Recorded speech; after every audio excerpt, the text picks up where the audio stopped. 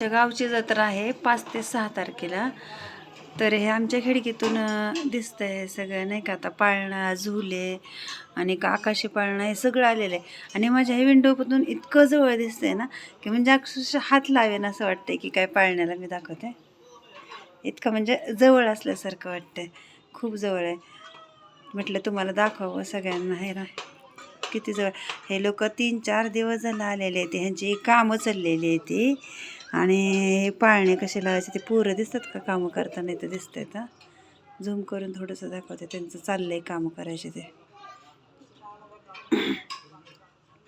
रात्रंदिवस यांची कामं चाललेली आहेत. हे इथं त्यांनी छोटंसं टेंट लावलेलं आहे. असं टेंटमध्ये त्यांचं खाणं पिणं राहणं सगळं असतंय. एवढ्या थंडीत पण पोट कुणाचं कुठं नेईल सांगता येत नाही. इतक्या लांब आलेत, कुठल्या गावाचे असतील काय माहीत नाही. रात्रंदिवस कष्ट चाललेलं आहे त्यांचं. आता परवा दिवशीची तयारी त्यांची, म्हणजे थोडक्यात दिसतंय का हे पूर्ण दाखवते. हे माझ्या विंडोमधून दिसतंय, इतक्या जवळ आहे. मी झूम केलेलं नाही काय नाही की जवळ दिसावं, इतक्या जवळ दिसतंय हे असं. याने पलीकडच्या साईडला ते जम्पिंग जपान म्हणतात ना, ते आहे तिथं. ह्याच्यातून दिसतंय थोडंसं पलीकडचं, ते दिसलं का तिथं आहे.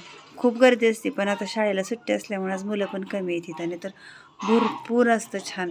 आमच्या गावची यात्रा सगळ्यांनी यात्रेला या बरं का.